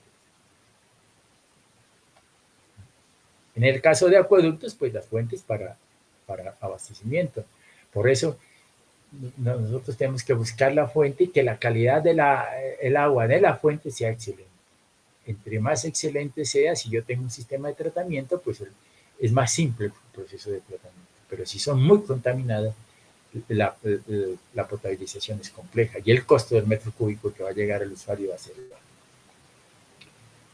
En el caso de alcantarillado, pues también tenemos que hacer el estudio, ¿no? ¿Cuál es la fuente de vertimiento? Y nosotros cuántos que vamos a evacuar al alcantarillado, porque usted no va a llegar con su alcantarillado y ya acabé, ¿no, señor? Usted ha acabado, pero de empezar, porque lo más difícil es el tratamiento de las aguas residuales. Si usted no puede, anteriormente sí podía, ¿no? Pero ahora ya no se puede, porque usted le dice a la autoridad ambiental competente, no puede hacer, o muéstrenme su estudio, dónde está, qué tipo de planta de tratamiento tiene. No, es que yo solamente vi hasta alcantarillado, pues lo siento, voy a ver tratamiento de aguas residuales. Porque es el ciclo completo. Bueno, geología, morfología y suelos, ¿no? Bueno, decíamos, para la formulación de proyectos de agua y saneamiento básico es necesario establecer de manera general las características de las principales formaciones geológicas, geomorfológicas y geológicas de la región, del paisaje, topografía asociada con la localidad, con el fin de identificar las fallas geológicas, zonas de desgarre de movimientos de masa que se localicen en el área circundante al proyecto y el grado de sismicidad que puede estar sometido. Nosotros tenemos que trabajar con la sismicidad, sobre todo en las áreas de zona sísmica. ¿Por qué? Porque si hay un temblor fuerte o un terremoto, lo primero que se destrampa son las tuberías, ¿no? Entonces, lo primero que mueven eso y las tuberías se destrampan, ¿no? Eso sucedió en Tumaco, en el terremoto del 79. Esas tuberías saltaron y Aunque no hubieron tuberías que se rompieran, pero muchas de las tuberías sí se destramparon, ¿no? Salen de una de las otras. Entonces, nosotros, ¿qué hacemos en esos casos, ¿no? Entonces, nosotros podemos alinear una tubería una con otra, ¿no? Cogiéndola directo, ¿no? Pero también nosotros podemos hacer que en la unión de los dos tubos tenga una determinada deflexión. Me permiten las normas hacer un poquito de deflexión en la junta o la unión de las tuberías, en zonas que no sean de sismicidad alta. Entonces, en zonas de que no hay sismicidad, yo le puedo dar un movimiento al tubo y ir curviando el tubo, ¿no? Pero en zonas de alta sismicidad no puedo hacer eso, sino que tengo que hacer un empate perpendicular y la curvatura la tengo que dar con codos o accesorios, ¿no? Bueno, entonces, ¿qué otra cosa dice? El proyecto definirá con exactitud el tipo de material de las excavaciones y sus porcentajes correspondientes. Entonces, si nosotros, por ejemplo, hacemos un estudio de suelo, si yo voy a hacer un alcantarillado, pues hago un estudio de suelo. ¿Para qué? Para saber cuál es el material, qué tipo de material tengo, ¿no?, en el subsuelo a profundidades tales, y en base a eso, pues hacer las cantidades. ¿Será material común? ¿Será conglomerado? ¿Será roca? Entonces el estudio de suelos me va a decir este tipo de alcantarillado tenemos. Entonces uno dice, este es conglomerado. Entonces la mayor parte de las cantidades de obra, si tienen 1000 metros cúbicos, pues dependiendo del estudio de suelos, uno sabe que el 60% es conglomerado, un 20% roca y el otro 20% material común, ¿no? De pronto, pues ahí, ¿no?, el estudio tiene que dar cuánto es, qué porcentajes. Estudios fotogramétricos, topográficos y trabajo de campo. Para la formulación, dice, en los estudios de factibilidad será necesario realizar líneas claves de levantamientos planimétricos y altimétricos y sus correspondientes secciones transversales en un corredor de 15 metros que lleven a una precisión más detallada de la situación topográfica.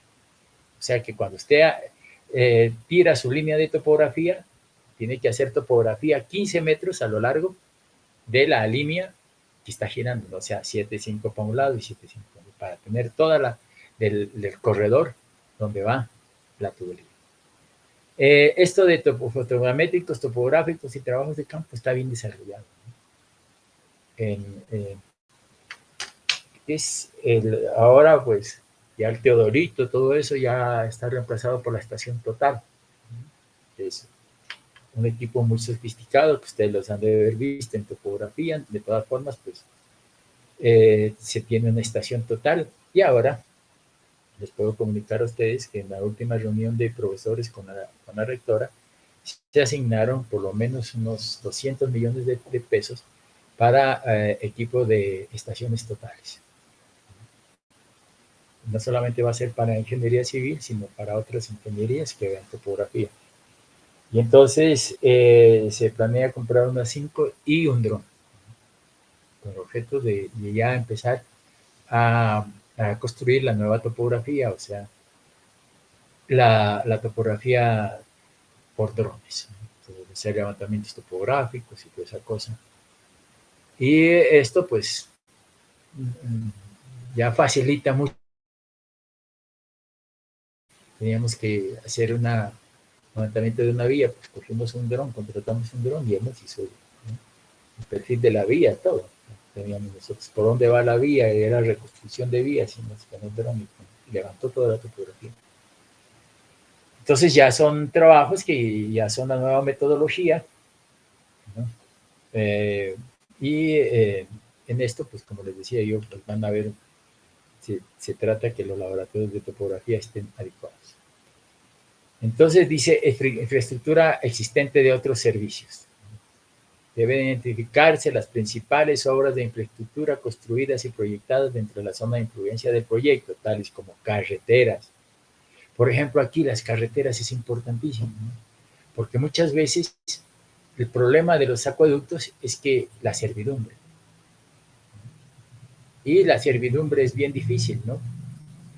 Y muchas veces hay gente atravesada y resulta que el alcalde es un grupo político diferente al de la hacienda que tiene allí y no le deja pasar y no le da servidumbre. Y entonces el proyecto se para, tiene que voltear por otro lado, hacer alguna cosa por eso. Entonces lo ideal es el proyecto de acueducto pasarlo paralelo a la carretera, ¿no? En lo que más se pueda, ¿no? Entonces aquí carreteras, puentes, canales, bus culver, líneas de transmisión eléctrica, oleoductos y cualquier otra orden de importancia. Del mismo modo se debe identificar las redes de otros servicios públicos tales como redes de gas, teléfono y energía eléctrica. Disponibilidad de energía eléctrica y de comunicaciones, ¿no? Entonces miren ustedes que vamos a ver estudios topográficos, ¿no? Geología también, ¿no? Esto lo va a la geología y todo esto lo pueden ustedes obtener del POT, ¿no? Ahí está toda la geología, morfología, todo esto es cómo están catalogados los suelos en la zona. Y con esto ustedes pueden calcular las curvas de intensidad, frecuencia, duración, ¿no? Bueno, entonces decíamos infraestructura, disponibilidad de energía eléctrica, vías de acceso. Debe realizarse un inventario de las carreteras, caminos, así como las rutas de navegación marítimo, fluvial y lacustre de acceso a la comunidad. Dice, entonces, esto es importante, ¿no? Todo esto, ¿por qué es importante? No solamente para el proyecto, sino que esto le da una idea, por ejemplo, ¿quién lo utiliza mucho? Los que van a construir, ¿no? Los que van a licitar.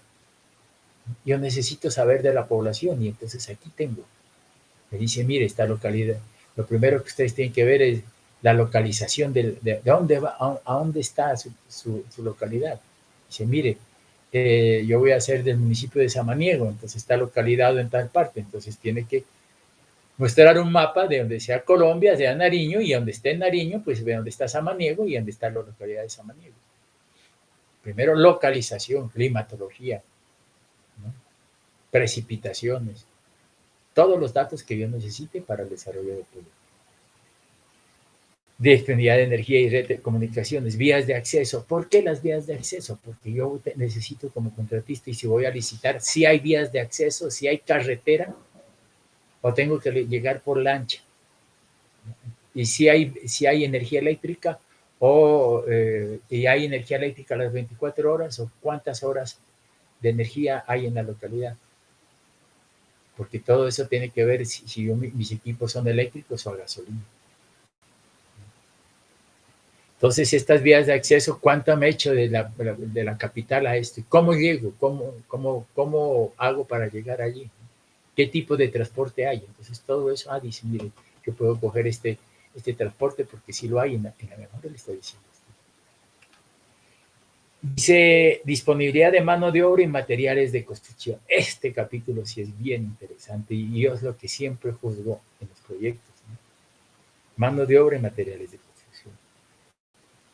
Esta mano de obra y materiales de construcción, ¿por qué les va a servir a ustedes? Porque ustedes tienen que sacar, no solamente hacer el diseño del sistema de acueducto, sino que cuando usted lo contratan,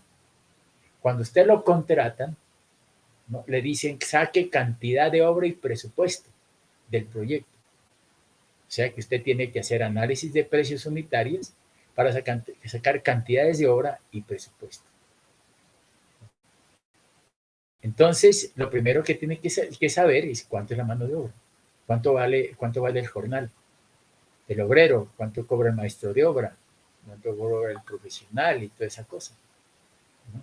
Si hay esa mano de obra, ¿hay mano de obra calificada o no la hay? ¿No? ¿Y cuánto cuesta cada uno de los otros? Entonces, mano de obra ya la sé. Hay veces que la gente, los raspachines, por ejemplo, se ganan mucho más, entonces uno va a una localidad y tiene que llevar de otra parte gente que trabaja, porque los de allá están ocupados en la coca y pagan muy bien. Entonces, si esas localidades uno no consigue mano de obra y tienen que llevarla de otra parte.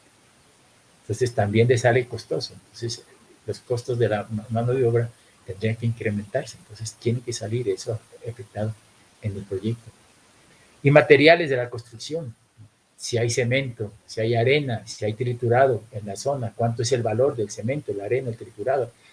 Ustedes van a hacer los análisis de precios unitarios, entonces van a decir, el concreto de 3.000 o 4.000 PCI, cemento tanto, son 7 bultos de cemento, 8 bultos de cemento, entonces ¿cuánto vale el bulto de cemento?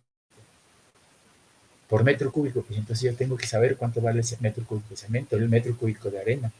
Y si hay disponibilidad, porque hoy, si hay minas de arena cerca, minas de triturado cerca, minas de rajón cerca, si hay ladrillo cerca, ¿qué voy a utilizar? Ladrillo, pues, o a donde hay veces que tengo que llevarlo de una parte a otra.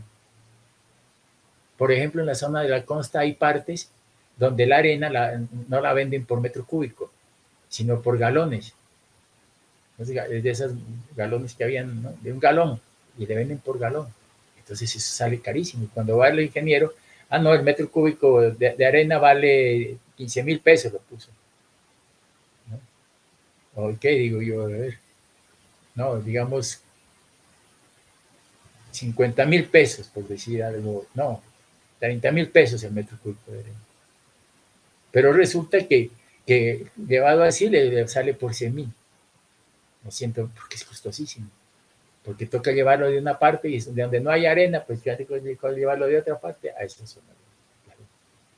Entonces toca decir, mire, está la arena, el costo es tanto. Entonces el que licita, dice, la arena es costosísima porque viene de tal parte. No hay arena ya. No hay energía tampoco, no hay vías. Entonces todo eso, ¿no? Tenemos que ver en las materiales de construcción. Entonces se debe analizar la disponibilidad de mano de obra calificada y no calificada para el desarrollo del proyecto y de personal técnico para las obras de operación y mantenimiento. Esa es otra cosa, ¿no? El acueducto no funciona solo, ni la planta de tratamiento solo, ni el alcantarillado solo. Ahí hay otros factores humanos para la operación y mantenimiento, y factores técnicos, equipos, maquinarias que tienen que tener en cuenta para la buena operación y mantenimiento del sistema. Dice, del mismo modo se debe establecer la disponibilidad y capacidad de producción local, regional y nacional de los materiales y equipos requeridos para la construcción de las obras y de los insumos para la operación y mantenimiento. Dependiendo del tipo de obra de ingeniería que se prevé realizar dentro del proyecto, será necesaria una mayor profundidad y detalle de estudio de las fuentes de materiales petros y sus requerimientos ambientales específicos. Ejemplo, si yo voy a hacer una planta de tratamiento de filtración múltiple por etapas, pues necesito cemento, arena, triturado y nada más. En cambio, si yo voy a hacer una planta compacta, necesito otro tipo de materiales. Y lo ideal de esto es que haya materiales en la región, ¿no?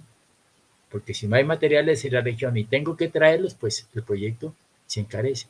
Entonces yo tendré que ver una tecnología que en la planta de tratamiento que la vaya a hacer, haya materiales de la región. Estudios socioeconómicos. Estos estudios, dice, para proyectos de acueducto y alcantarillado de aseo se requiere como mínimo estudios socioeconómicos, tales como análisis, costo-eficiencia, análisis de costo y mínimo de expansión de capacidad. Entonces, dice, formulación y análisis de las alternativas del proyecto, ¿no? Nosotros que vamos aquí, ¿no?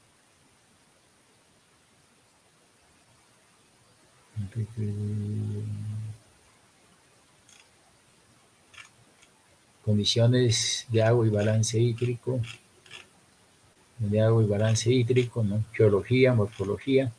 3, 4, estudios fotogramétricos, infraestructura, disponibilidad de energía. 6, vías de acceso. 7, estudios socioeconómicos, formulación y análisis de alternativa de los proyectos. El análisis debe tener en cuenta la gestión de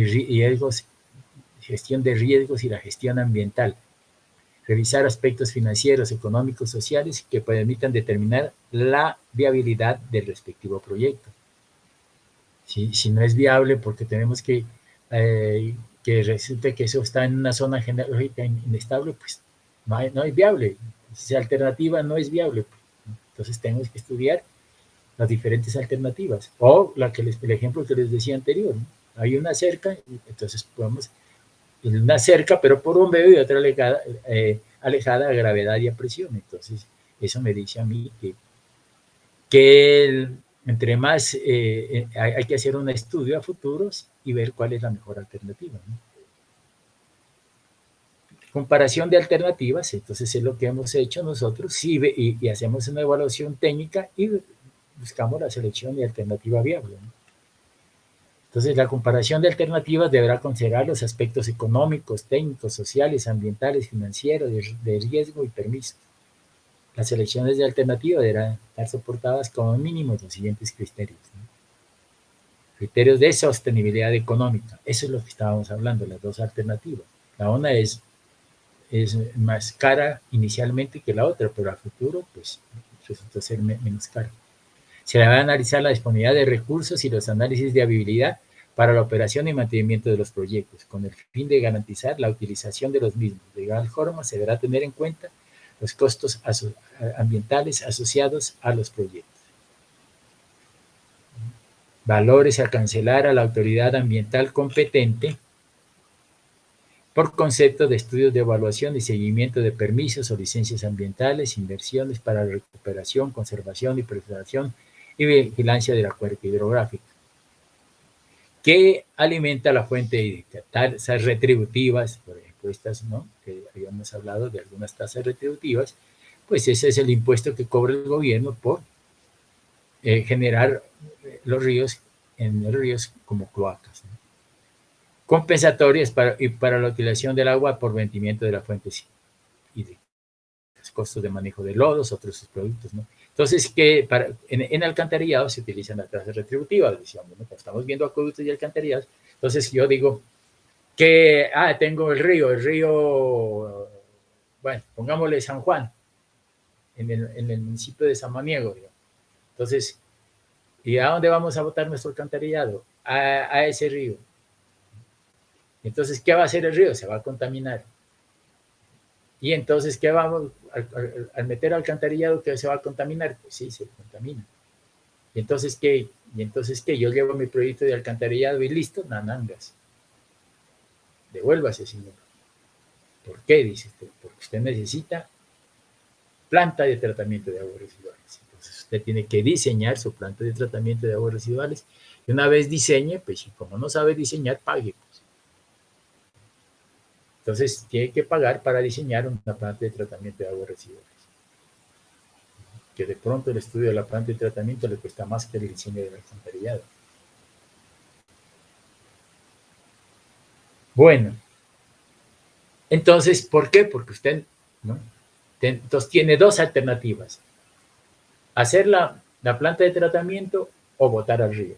Y entonces, al botar al río, pues los amigos de Corpo Nariño pues, se ganan una plática diciendo: no señor, usted está contaminando el río y me tiene que pagar la tasa retributiva. ¿Por qué? Porque usted está contaminando. ¿Y qué va a hacer con esa plata? Pues, ya sabemos dónde se queda eso. Menos en el manejo de la cuenca. Eso no, ni lo toca. Pero, entonces uno ahí, como les decía, un ejemplo es Bavaria, ¿no? Bavaria tenía, no sé si les habré puesto ese ejemplo, pero Bavaria en su época, que se producía aquí en Pasto, ahí en el Costo de Bolívar, allá eran la fábrica de Bavaria, Pasto y Piales. Acabaron eso, pues. Eso de los sindicatos se tomaron eso y lo liquidaron. Y liquidó Bavaria, todo el personal. Y montó una planta en Cali y traen todas las cervezas, las traen de Cali. Y la gente de aquí se quedó sin trabajo. Entonces, ellos montaron en la planta de tratamiento, pues como tienen esos productos, tenían esos productos, y eso era alcantarillados y todo, entonces el costo por tratamiento era alto, porque la DBO, o sea, la cantidad de materia orgánica era alta, la que botaban al río, y entonces pagaban, digan ustedes, anualmente unos 40, 50 millones. Y entonces lo que optaron fue por hacer su planta. Y se acogieron a los planes del gobierno, ¿no?, de financiación para las plantas de tratamiento. ¿Qué más había? El IVA no se cobra para esos tipos de proyectos. Todos los elementos de importación tienen cero IVA. Y además en los balances se le rebajan, ¿no? Por costos ambientales de los impuestos. Entonces se dieron cuenta ellos que era más barato, ¿no? Era más barato montar su propia planta de tratamiento, y tenían una planta de tratamiento muy bonita. En esa época yo llevaba a los estudiantes mucho a esa planta de tratamiento porque era muy especial. Y entonces pagaba un poquito, ¿no? En vez de pagar 20 millones, por lo menos 500,000 pesos, 1 millón, porque entregaban con un porcentaje de depuración del 95%. Entonces, hay incentivos, ¿no? por disminuir la contaminación de los ríos. Los únicos que no tienen incentivos son el Pasto. Pasto sí es de otro mundo, ¿no? Aquí las aguas residuales las botamos al río y preferimos botar al río y generar esa cloaca ahí tan tenaz que hacer nuestra propia planta. El problema de la planta de tratamiento de Pasto es que si la planta de tratamiento del acueducto vale 20,000 millones, pues la planta de tratamiento de aguas residuales vale 100,000 millones. Es mucho más compleja, muchas más cosas. Tratar aguas residuales es costoso, pero hay que hacerlo. Entonces, por eso es que no se le quiere medir, ¿no? Pero nosotros lo que hacemos es botar al agua al río y cobren tasas retributivas. ¿Quién paga? Nosotros. Hace mucho tiempo ya se hubieran empezado los proyectos de la planta de tratamiento de aguas residuales, pero aquí nada, ¿no? Aquí hasta los lodos de las plantas de potabilización los botan al río. Así son de cochinos. Bueno, y no solamente aquí, sino en todo el departamento. Si no hay en Pasto. Sin embargo, por ejemplo, la nueva planta de tratamiento ese se llama Guadalupe, ya viene con tratamiento de lodos. O sea, los lodos los tratan y esas aguas de los lodos no las vierten al río, sino que ya los tratan y los vierten al relleno sanitario, pero ya tratados. Bueno, entonces, criterios de sostenibilidad, ¿no? Criterios de sostenibilidad técnica, criterios de sostenibilidad ambiental. Durante la planeación de los proyectos, ¿no?, del sector deberá buscarse su sostenibilidad ambiental mediante la implementación de medidas que permitan armonizar la ejecución de los proyectos con el medio ambiente. Para esto deberá implementarse como mínimo las medidas de sostenibilidad ambiental tales como protección de las fuentes hídricas. Esto es lo que estábamos hablando, ¿no? La selección de las fuentes hídricas a utilizar para proyectos del sector deberá realizarse teniendo en cuenta lo establecido en el Plan de Ordenamiento de Recursos Hídricos pedido por la autoridad ambiental competente, vigente para el área de influencia del proyecto. Entonces, este es el proyecto que decíamos nosotros, POCA, ¿no? Y está el que decíamos nosotros ahí. Este es PEGIRS, el PONCA, Plan de Ordenamiento y Manejo de Cuencas Hidrográficas. Bueno.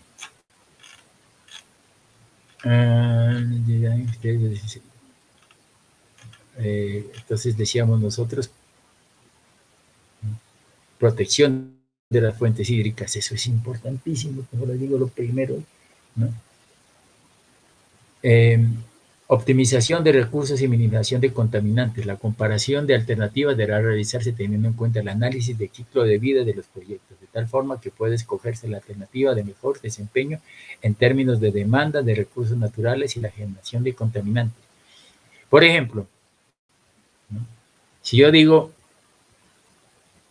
yo traigo allá 10 kilómetros por gravedad y aquí tengo 1 kilómetro, lo puedo hacer por bombeo. Es más barato por bombeo, sí, pero está bien, mucho más barato por bombeo. La calidad del agua, no, dice, aquí el río es mala, pero allá arriba es buena. Ahí está, otro elemento para el estudio de alternativas. Yo sé que la calidad del agua es mala, la planta de tratamiento es compleja. Y como es compleja, los costos de tratamiento son elevados. En cambio, allá que la calidad del agua es buena, pues la planta de tratamiento va a ser muy simple y los costos de operación y mantenimiento y el metro cúbico de agua será barato, ¿no? Entonces, dentro de la evaluación de las alternativas hay que tener un índice de calidad, un criterio de calidad del agua. Y en últimas, pues tenemos que hacer, lo que tenemos que hacer es mejorar la calidad del agua de la fuente, no solamente en cantidad, sino para eso tenemos los mapas de riesgo y entonces obligar a la gente que está botando el agua al río a hacer sus sistemas de tratamiento de aguas residuales, ¿no? Que pueden ser de aguas residuales o también puede ser una planta de tratamiento de aguas residuales de tipo industrial. Bien, y dice, los proyectos de tratamiento de aguas residuales deberán buscar la optimización en el manejo y aprovechamiento de sus productos. Entonces, cuando nosotros diseñamos el alcantarillado, ya vieron ustedes que había una planta de tratamiento de aguas residuales, pero esa planta de tratamiento nosotros cogemos y tratamos y le quitamos los contaminantes y el agua sale limpia. Pero no vamos a coger los contaminantes y botarlos al río. Eso no podemos hacer. Entonces, ¿qué hay que hacer? Un tratamiento para que esos contaminantes, esos lodos que salen de esa planta, se vuelvan a tratar y a compactar. Entonces, y optimizarse, ¿no? Y utilizarla eso para sus productos. Por ejemplo, los lodos de un tratamiento de aguas residuales tienen muchos nutrientes, ¿no? Tienen muchas sustancias minerales. ¿Por qué no aprovecharlo como mejoramiento del terreno? ¿O por qué no utilizarlo para ladrillos? ¿O por qué no para la silvicultura? Entonces puede utilizarlo, por eso dice aprovechamiento de sus productos. Hay otros, por ejemplo, en una planta de tratamiento ahí en Tuluá, de aguas residuales, los subproductos los utilizaban como abono, ¿no? Y le metían fertilizante y era un buen abono, ¿no? Tenía bastante nitrógeno. Entonces ellos, y eso lo vendían, o lo regalaban a las comunidades, ¿no? ¿Para qué? Para mejoramiento de sus terrenos. Aquí hay criterios de sostenibilidad social, dice, el desarrollo de los proyectos deberá contar con estudios relacionados con la aceptabilidad del proyecto, incluyendo el análisis de los patrones socioculturales de las poblaciones involucradas frente a las alternativas planteadas, relacionados con la aceptabilidad del proyecto, requisitos de idoneidad y experiencia de los profesionales para la planeación, ¿no? Para la fase de planeación. Mire, esto es otra cosa que yo no tenía subrayado, dice. Dice, para la elaboración de la planeación de los proyectos se deberá conformar un equipo interdisciplinario de profesionales según el tipo de proyecto que incluye expertos en el sector de acueductos y alcantarillado y aseo, profesionales con conocimiento en los temas demográficos, en el uso de la tierra, hidrología. Entonces, ¿vamos a tener conocimiento en temas demográficos? Sí. En el uso de la tierra, pues ya nos los da, el uso de la tierra nos da el PSMB. Hidrología lo podemos hacer nosotros. Geología y suelos nos tiene el PSMB. Temas económicos y de evaluación social, temas ambientales y de sostenibilidad, entre otros. El equipo interdisciplinario deberá contar con un director que deberá ser ingeniero civil o sanitario, con experiencia específica en el sector de agua potable y saneamiento básico mínima de 10 años. Los demás profesionales deberán tener al menos 3 años de experiencia específica en proyectos con población igual o superior a la que se está contratando. Los profesionales de ingeniería deben estar titulados y contar con tarjeta profesional, socios. Entonces, cuando ustedes se gradúen, ¿no? Hay una entidad que se llama el COMNIA y después de que se gradúen, pues sacan su tarjeta profesional, porque si no tienen tarjeta, pues no pueden estar en este equipo interdisciplinario. Se podrán presentar equivalencias de experiencia específica por 1 año con estudios de posgrado afines a los temas específicos solicitados. Pues si yo, por ejemplo, yo tengo una maestría en ingeniería sanitaria, pues entonces eso me da, sobre todo cuando son estudios de consultoría, me da puntos, ¿no?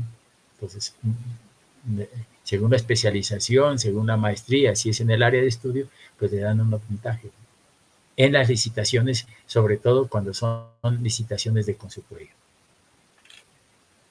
Bueno, los equipos deberán conocer las leyes, decretos, reglamentos, normas técnicas relacionadas con esto, ¿no? Lo que hemos visto nosotros, ¿no? El RAS 2000, ¿no? El PSMB, el programa de manejo de vertimientos, ¿no? El programa de manejo de cuencas hidrográficas, PONCA, ¿no? El PEGIR, todos esos, ¿no? Tener conocimiento de ellos. Por eso hacemos referencia de una vez, ¿no? Y empezamos a trabajar. Sí, claro, usted tiene que empezar a trabajar. Son 15. ¿Por qué no 5 de esos 15 se ponen a conceptualizar sobre eso? A buscar ese plan de ordenamiento territorial, a buscar el plan de manejo de cuencas, a buscar el plan de manejo de vertimientos, cómo están en el alcantarillado. Porque todo eso va a enriquecer el proyecto, ¿no? Referencias de componentes. El sistema de información empleado por las personas prestadoras del servicio debe recopilar y registrar las características geográficas, sistema de coordenadas y datos específicos de todos los componentes del sistema de acueducto y alcantarillado y aseo. Adicionalmente, los atributos mínimos que deben tener los componentes son los definidos en la revisión del Sistema Único de Información de la Superintendencia de Servicios Públicos. La información geográfica generada deberá seguir los lineamientos del documento COMPESTAL sobre la Política Nacional de Información Geográfica y la política que lo modifique, lo sancione y lo sustituya. Todos los elementos que conforman los componentes del sistema de acueducto y alcantarillado y aseo deben utilizar el sistema de referencia Magna Sirgas adoptado por Colombia. Catastro de redes, esto es importante también. Debe contarse con un catastro de la red actualizado que incluya un inventario de las tuberías existentes, no solamente las tuberías, es las válvulas, codos, test, todo lo que sea, tiene que levantarse. Pozos de inspección, todo. Y aquí dice tuberías existentes, ¿no? Su localización, ¿dónde está? El mayor número de anotaciones posibles de cada accesorio. ¿Qué tipo de accesorio se tiene? La edad del accesorio. ¿Dónde están las coordenadas? O sea, a cada accesorio hay que hacerle su hoja de vida. Yo sepa, ese accesorio que es un accesorio, es un codo de extremo liso de 45 grados y es con hierro fundido. Y el año de que se instaló ese accesorio es en 1975. Listo, válvula, una válvula. Ah, bueno, esa válvula, ¿qué es? Una válvula de compuerta con rueda de manejo de extremos lisos o extremos de brida. ¿No? Material hierro fundido.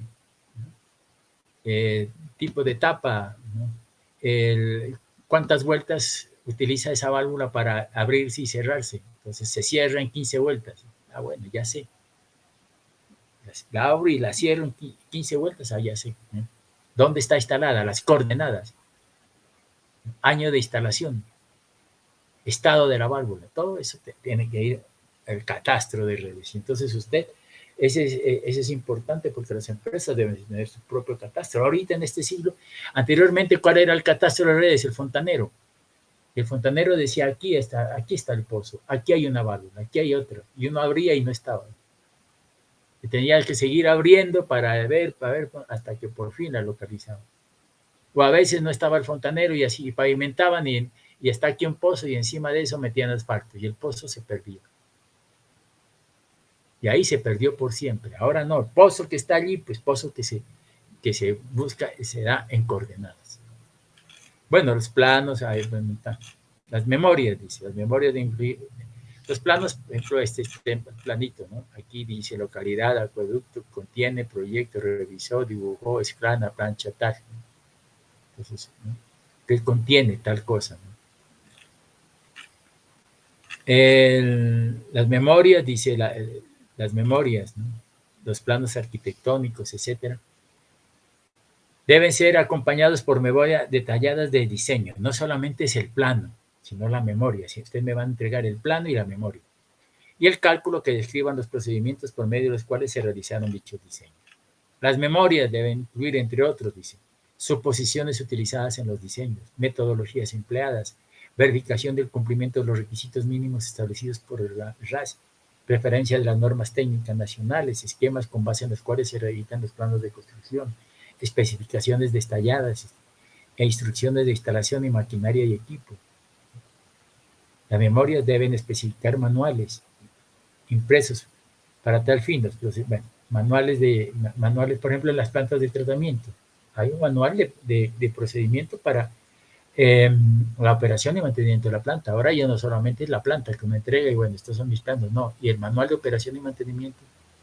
Que yo tengo el desarenador, pues el plan de cómo va el operador a manejar ese desarenador. Entonces usted tiene que decirle, habla esta válvula, cierra esta válvula, mire estos caudales, destape esto, limpio bajo estas condiciones. Entonces los manuales de operación y mantenimiento. Referencias, ¿no? Manuales de puesta en marcha, operación y mantenimiento y presupuesto detallado, soportado por un análisis de precios unitarios, ¿no? Esto de presupuesto detallado, pues ustedes ya lo han hecho, no sé si lo harán, pero ustedes nos vamos a quitar de aquí, de lo que vamos a hacer, no vamos a hacer análisis de precios, ¿no? Sino vamos a llegar hasta la etapa de diseño, ¿no? Hasta la etapa de los planes y donde me diga usted cuáles son los accesorios y las válvulas. No vamos a hacer cantidad de obras. Bueno, archivos de planos, ¿no? Entonces, generalmente estos planos, manuales y planos, tienen que ir en medio magnético, ¿cierto? Los planos del catastro de las redes de acueducto y alcantarillado ejecutados a partir de la fecha de expedición del presente reglamento, con o sin versión estatal, deberán ser emitidos en un medio magnético u óptico compatibles con tecnologías convencionales que permitan fácilmente archivarlos, almacenarlos para su consulta posterior en caso de pérdida irremediable del original. A veces, como eso es lo que se dio en la registraduría, queman la registraduría y hay un problema. Entonces, todo eso ya, la información ya como es digitalizada, entonces ya es mucho más fácil. Bien, entonces vamos a dejar ahí y empezaremos a las 10:15 de la mañana, 11:15, la parte final. Entonces vamos a tomar un cafecito, desperezarnos y vamos al capítulo ya, a empezar el capítulo 3. Entonces nos veremos más tarde, muchachos. Tómense un buen café, relájense, descansen y hasta luego. Nos veremos a las 11:15.